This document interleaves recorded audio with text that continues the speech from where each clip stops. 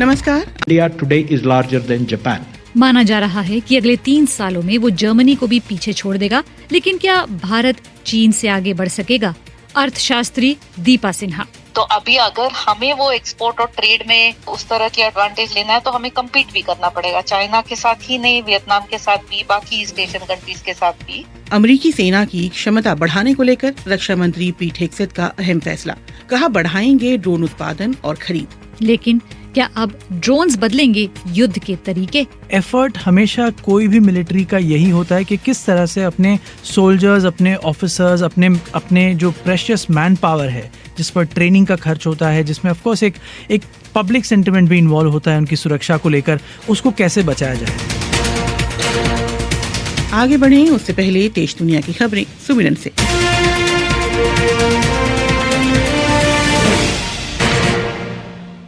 America के राष्ट्रपति Donald Trump ने कनाडा से अमेरिका में आने वाले सामान पर 35% टैरिफ लगाने का ऐलान किया है। ट्रंप ने कहा है कि ये टैरिफ अमेरिका में आने वाले कनाडा के सामानों पर 1 अगस्त 2025 से लागू होगा। ट्रंप ने टैरिफ लगाने की घोषणा सोशल मीडिया पर एक लेटर पोस्ट करके दी है। अमेरिका इससे पहले कनाडा के कुछ सामानों पर 25% टैरिफ लगा चुका है। इसराइल के एक अधिकारी ने कहा है कि ईरान अमेरिकी हमलों के बाद भी कुछ संवर्धित यूरेनियम हासिल कर सकता है। इसराइल के एक वरिष्ठ अधिकारी के मुताबिक ईरान पिछले महीने अमेरिकी सेना के हमले के बाद भी 3 परमाणु ठिकानों में से किसी एक के नीचे दबे संवर्धित यूरेनियम को दोबारा हासिल कर सकता है। अमेरिका के राष्ट्रपति डोनाल्ड ट्रंप ने लगातार दावा किया है कि जून में अमेरिकी हवाई हमलों और मिसाइल हमलों में ईरान के परमाणु ठिकानों को काफी नुकसान पहुंचा था। ईरान ने परमाणु हथियार बनाने की कोशिश से लगातार इनकार किया है और कहा है कि उसका यूरेनियम एनरिचमेंट शांतिपूर्ण उद्देश्यों के लिए है। मलेशिया के कुआलालंपुर में आसियान देशों की बैठक चल रही है, जहां दक्षिण एशियाई मुल्कों के साथ साथ अमेरिका के प्रतिनिधि भी शामिल हैं और इस सम्मेलन में चर्चा का मुद्दा बना हुआ है वैश्विक अर्थव्यवस्था। इसकी वजह यह है कि सम्मेलन में शामिल अधिकांश देश वो हैं जिन पर आने वाले वक्त में अमेरिकी राष्ट्रपति डोनाल्ड ट्रंप ने बढ़े हुए टैरिफ लगाने की बात की है। दक्षिण कोरिया ने उत्तर कोरिया से बातचीत का आह्वान किया है। हाल ही में उत्तर कोरिया ने उस सुविधा को ध्वस्त करना शुरू कर दिया है जहां दोनों देशों की सीमा की वजह से बटे परिवारों के पुनर्मिलन के लिए समारोह आयोजित होते थे। बातचीत के इस अनुरोध से दक्षिण कोरिया की नई सरकार के रुख में बदलाव देखा जा सकता है। इसी साल फरवरी में पिछली दक्षिणपंथी सरकार ने इस जगह को ध्वस्त करने के लिए उत्तर कोरिया के खिलाफ कानूनी कार्रवाई की धमकी दी थी।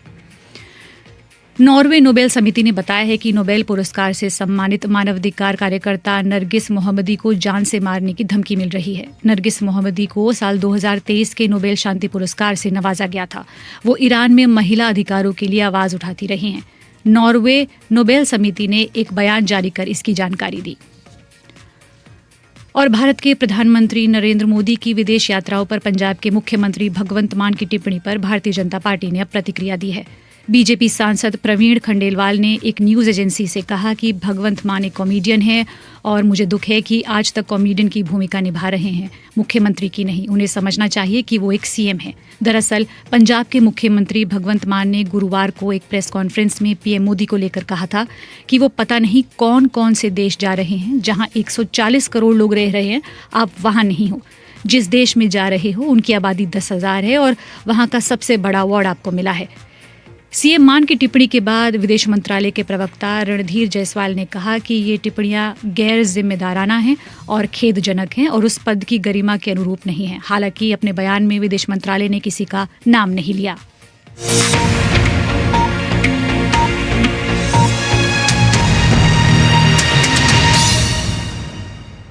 आज पॉडकास्ट की शुरुआत भारत और चीन की खबर से। पिछले 5 दशकों में भारत के पड़ोसी चीन की अर्थव्यवस्था ने बड़ी छलांग लगाई है। आर्थिक तंगहाली का सामना करने वाले मुल्क से उठकर चीन अब दुनिया भर के व्यापार, उत्पादन और निर्यात का बड़ा और अहम खिलाड़ी बन गया है। इस साल मई के आंकड़ों को देखें तो जहां अमेरिका की जीडीपी चीन से अधिक है, लेकिन भारत चीन से अधिक पीछे नहीं है। वर्ल्ड बैंक के अनुसार जहां चीन की जीडीपी $17.79 ट्रिलियन की है, वहीं इंडिया की अर्थव्यवस्था $3.57 ट्रिलियन की है। मानसी, बीते महीने नीति आयोग के मुख्य कार्यकारी अधिकारी बीवीआर सुब्रमण्यम ने कहा था कि भारत दुनिया की चौथी बड़ी अर्थव्यवस्था बन गई है। We are a $4 trillion economy as I speak. And this is not my data, this is IMF data. India today is larger than Japan. So it's only the United States, तो China, BVR and Germany Subrahmanyam that are कह रहे larger. हैं कि And if we Bharat stick to $4 it, trillion we dollar की define what अर्थव्यवस्था is है, ये top मेरा नहीं, ये no matter what अंतर्राष्ट्रीय the मुद्रा 2.5 कोष का trillion आंकड़ा है। is, हम जापान से आगे जा चुके हैं, केवल अमेरिका, चीन और जर्मनी हमसे आगे है। लेकिन अगर हम योजना के अनुसार आगे बढ़ते हैं तो 2-3 सालों में हम तीसरे स्थान पर होंगे। और सुमिरन, बीते सालों की बात करें तो ग्लोबल इकोनॉमी में अमेरिका और चीन ने दबदबा बनाए रखा था, लेकिन अब इस मैदान में, जैसा बीवीआर सुब्रमण्यम बता रहे थे, एक तीसरा देश उतर रहा है और वो है भारत। जैसा उन्होंने बताया, भारत दुनिया की चौथी सबसे बड़ी अर्थव्यवस्था वाला देश बन चुका है, तेजी से आगे बढ़ रहा है और IMF का ये अनुमान है कि भारत 2028 से यानी आने वाले 3 सालों में जर्मनी को पीछे छोड़कर तीसरे नंबर पर आ सकता है। लेकिन क्या भारत दूसरे नंबर पर आ सकता है? ये भारत के लिए बहुत बड़ा चैलेंज है। चीन की बात करें तो वहाँ आर्थिक सुधार 1970 के दशक के आखिर में शुरू हुआ था और आज उसकी अर्थव्यवस्था 17.8 ट्रिलियन डॉलर की है, जो भारत के मुकाबले लगभग 5 गुना अधिक है। और एशिया ग्रुप के चाइना कंट्री डायरेक्टर हान लिन इसकी वजह बताते हैं। They had a very large manufacturing base, and there was a lot of encouragement to start building things.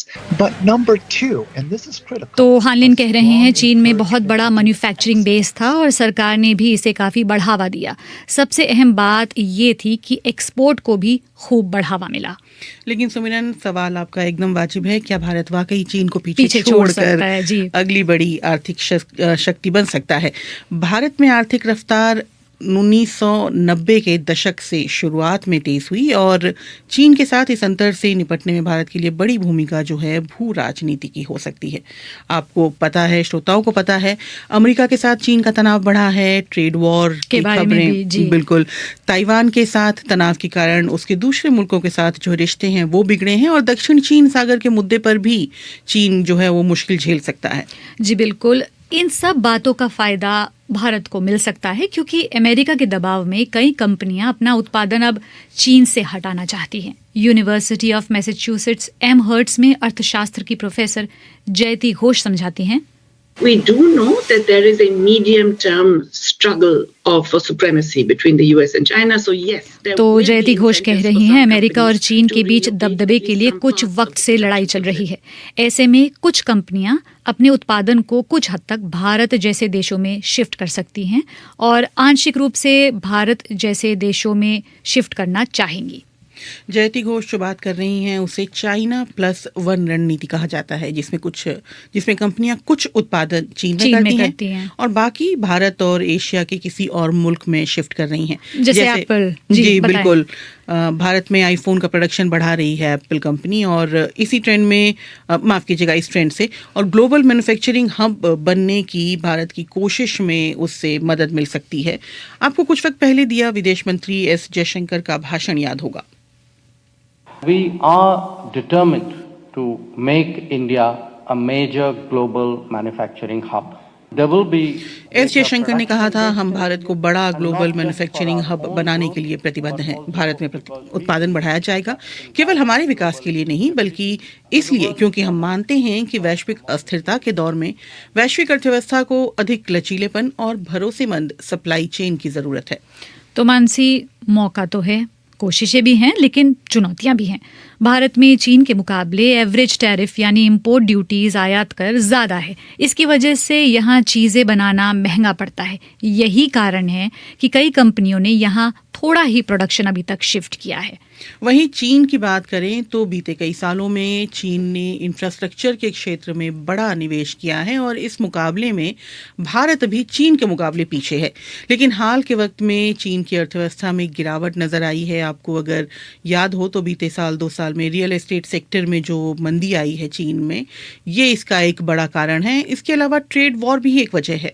Ji, Asia group के चाइना कंट्री डायरेक्टर हान लिन कहते हैं कि चीन की अर्थव्यवस्था संकट में नहीं है बल्कि वो बदलाव के दौर से गुजर रही है। So much of China's population ties their wealth and their sense of consumer confidence in their तो property. हानलिन कह When रहे they हैं, saw चीन की property बड़ी prices go आबादी down, अपनी it संपत्ति has a को ही natural अपनी effect. कंज्यूमर कॉन्फिडेंस के आधार के तौर पर देखती है। ऐसे में जब प्रॉपर्टी की कीमतें कम होती हैं तो जाहिर है असर बाजार पर पड़ता है।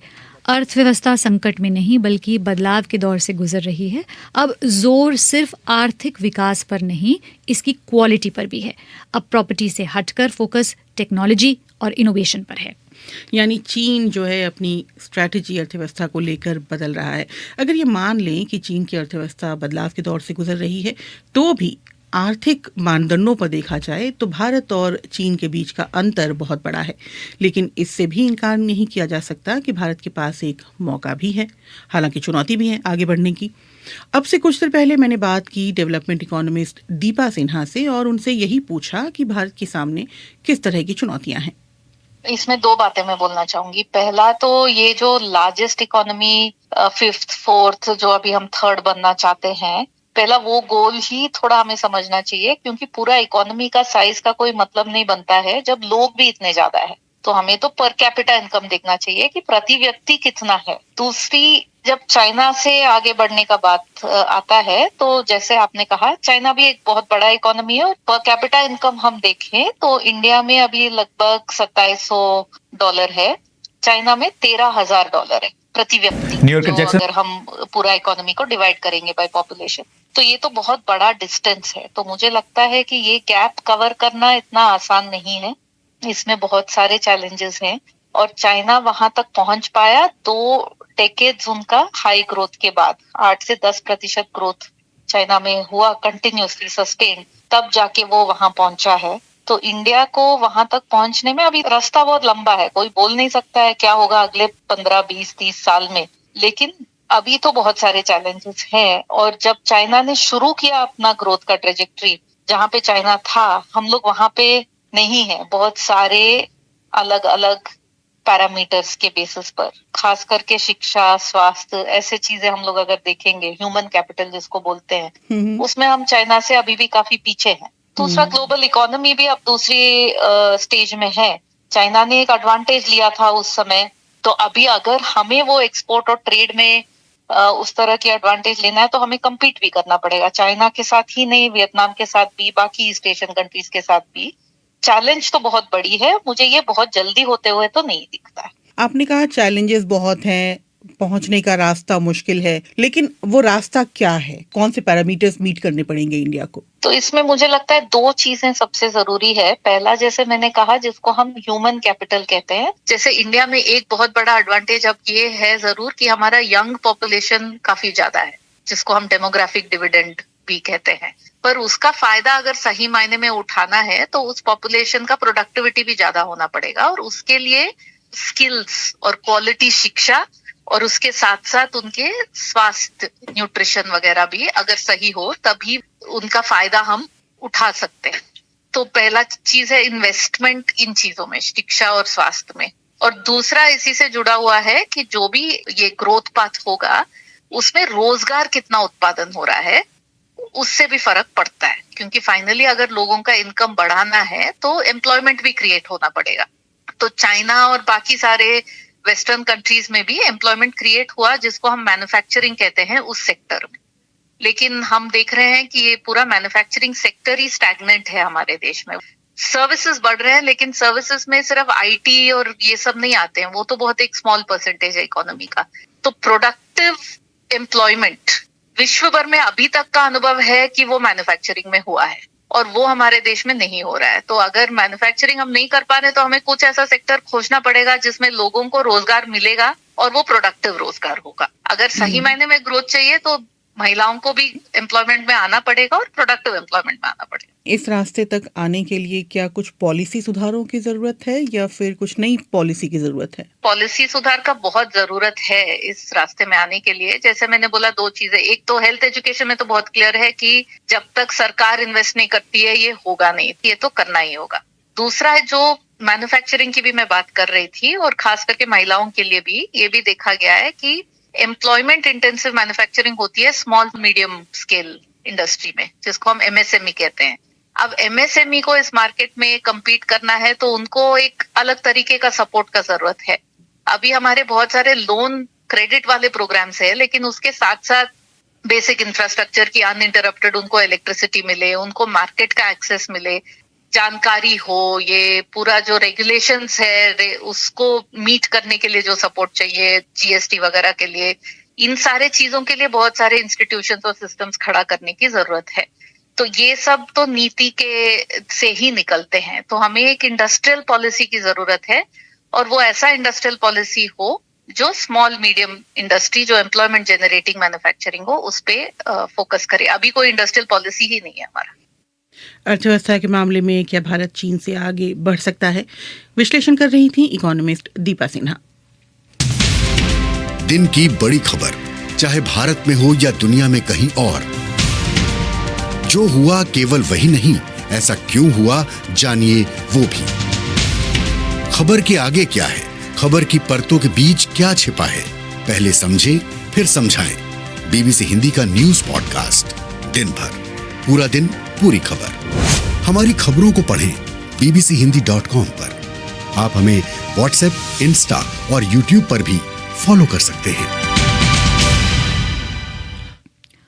और अब पॉडकास्ट में आगे चलते हैं। अमेरिका के राष्ट्रपति डोनाल्ड ट्रंप ने कहा है कि वो यूक्रेन को नेटो के जरिए हथियार भेजेंगे। इन हथियार में पेट्रियट एयर डिफेंस सिस्टम भी शामिल होंगे। ट्रंप ने एक न्यूज़ चैनल से कहा कि एक नए समझौते में हम नेटो को पेट्रियट भेजेंगे और फिर नेटो उसे बांटेगा। हालांकि ट्रंप ने ये साफ किया है कि इन हथियारों की कीमत नेटो को चुकानी होगी। उनकी तरफ से ये घोषणा ऐसे वक्त की गई है जब यूक्रेन के राष्ट्रपति वोलोदिमीर ज़ेलेंस्की ने ट्रंप के साथ बातचीत की थी और उन्होंने इस बातचीत को सकारात्मक बताया था। ज़ेलेंस्की ने कहा था कि पिछले हफ्ते यूक्रेनी शहरों पर रूसी ड्रोन और मिसाइल हमलों के बढ़ने के बाद उन्होंने पेट्रियट सिस्टम की मांग की थी। तो मानसी, आज किसी भी संघर्ष या जंग की बात होती है तो ड्रोन के इस्तेमाल की बात अब ज़रूर होती है।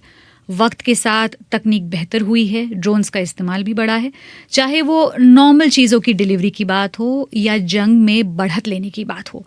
हाल के समय में हमने देखा है कि युद्ध के जो पारंपरिक तरीके थे, जो ट्रेडिशनल वेज थे, उनके साथ साथ ड्रोन टेक्नोलॉजी का इस्तेमाल बढ़ा है। चाहे गजा इसराइल हो, चाहे यूक्रेन और रूस हो, या फिर हाल ही में भारत और पाकिस्तान के बीच जो कुछ हुआ उसमें ड्रोन्स का इस्तेमाल भी किया गया।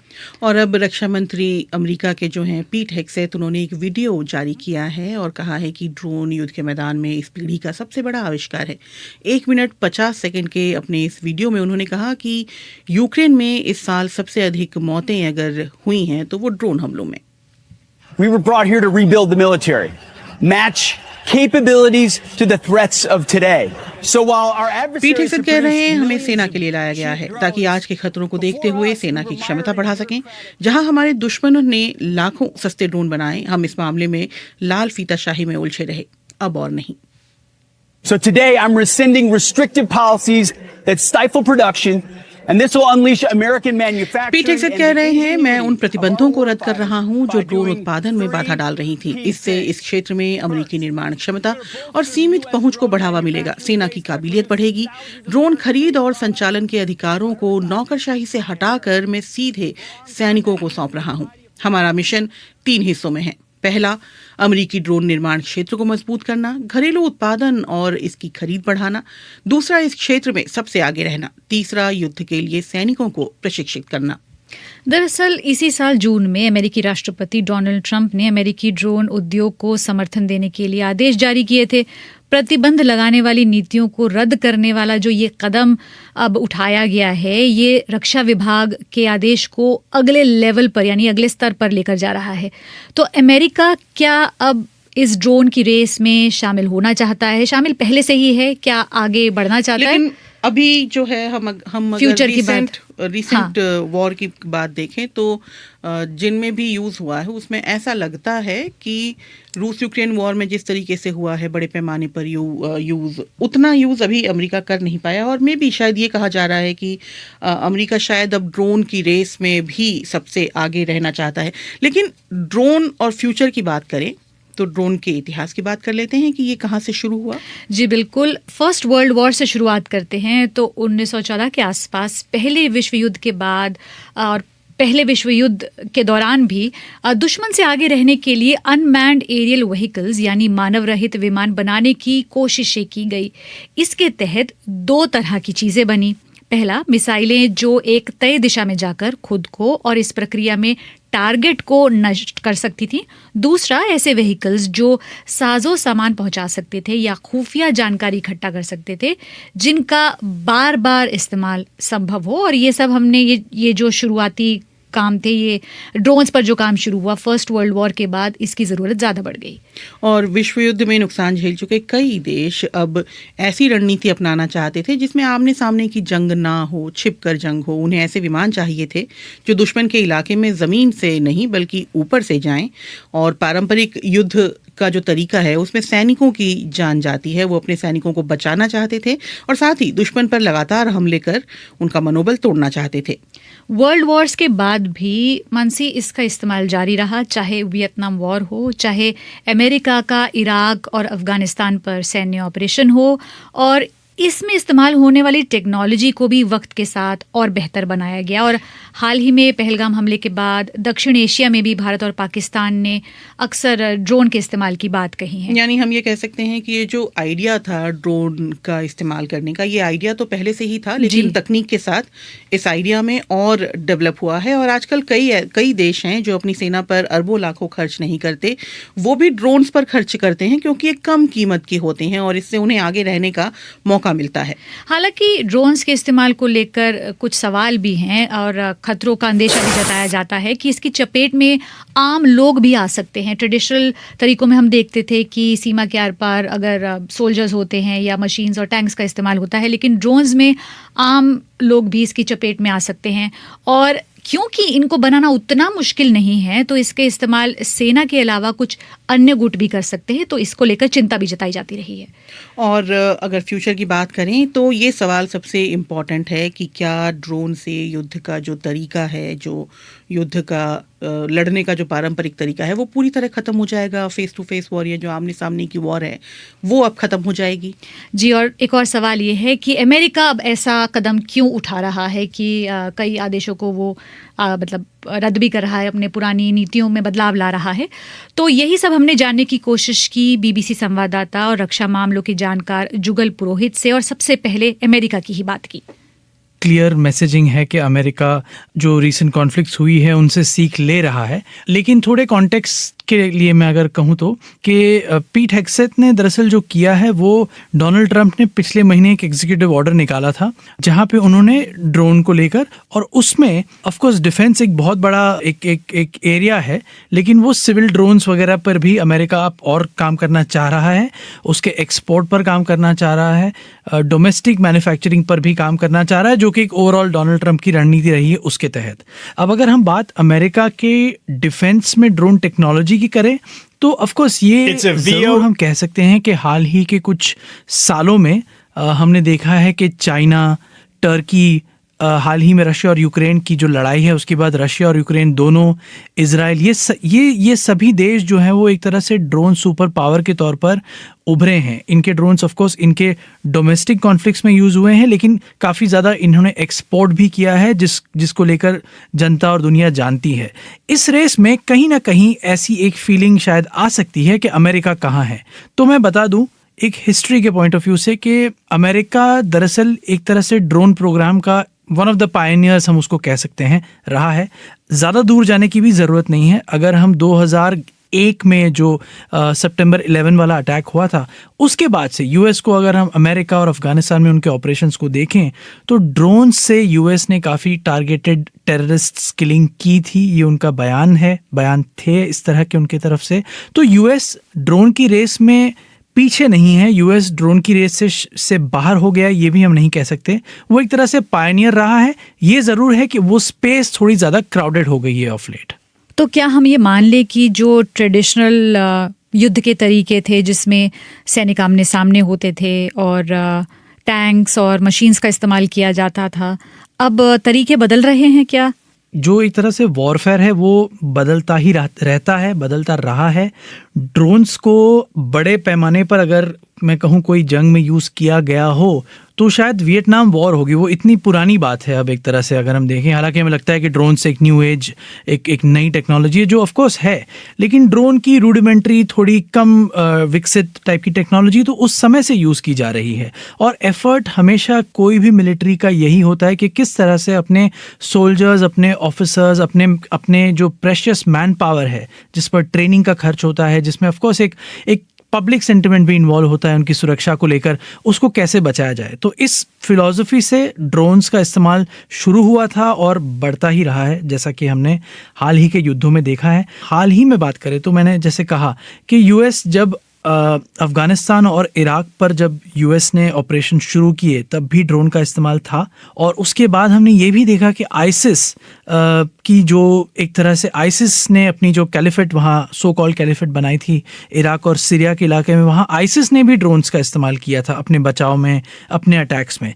तो उस पर काउंटर ड्रोन्स का भी यूज़ हुआ था। और 2020 में एक जो बहुत ही अहम लड़ाई कही जाती है वो है अज़रबैजान और अर्मेनिया के बीच, जहां पर ड्रोन्स का काफ़ी एक नई टेक्नोलॉजी ऑफ ड्रोन्स सामने आई। Russia Ukraine war of course है ही, और हाल ही में ऑपरेशन सिंदूर की भी अगर हम बात करें तो दोनों सरकारों ने इसको एक्चुअली पब्लिकली कहा है कि उन्होंने अलग अलग किस्म के ड्रोन्स का इस्तेमाल किया है। तो ये थे बीबीसी संवाददाता और रक्षा मामलों के जानकार जुगल पुरोहित। और अब एक ख़ास पेशकश की बात कर लेते हैं मानसी, कहानी ज़िंदगी की।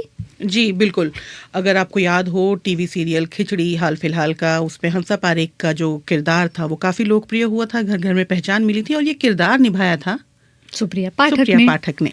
हालांकि सुप्रिया पाठक ये नाम अनजाना नहीं है, कई मूवीज़ में, कई बेहतरीन मूवीज़ में हमने सुप्रिया पाठक को पहले से देखा है। और कहानी ज़िंदगी की में उन्होंने अपने बचपन, पंकज कपूर से मुलाकात, शाहिद कपूर के साथ अपने रिश्तों और सिनेमा के नए दौर पर बातचीत की। उन्होंने कई अनसुने किस्से भी साझा किया। उनसे बात की इरफान ने। ये खिचड़ी में ये जो प्रफुल्ल और हंसा के बीच ये क्या आइडिया, मतलब आपको पहले जब बताया गया था तो आपको कुछ ये कन्विंसिंग लगा था कि हर चीज पे वो प्रफुल्ल से ये पूछे? नहीं, जब खिचड़ी हमारी शुरू हुई थी तो इन 5 कैरेक्टर्स के थ्रू हम एक कहानी, वो आतिश कहना चाह रहे थे, जेडी और आतिश, जो आतिश डायरेक्टर, राइटर, प्रोड्यूसर हैं और जेडी प्रोड्यूसर, एक्टर हैं। तो वो जब हमने शुरू किया तो एक 5 भी नहीं थे उस टाइम, तो सिर्फ 4 ही थे। डिसजॉइंटेड काइंड ऑफ लोगों के बीच की ये कहानी उन्होंने सोची थी, एक घर के बारे में। और मुझे लगता है जो उस वक्त का टेलीविजन चल रहा था ना, वो सास बहू का बहुत प्रोमिनेंट पीरियड था।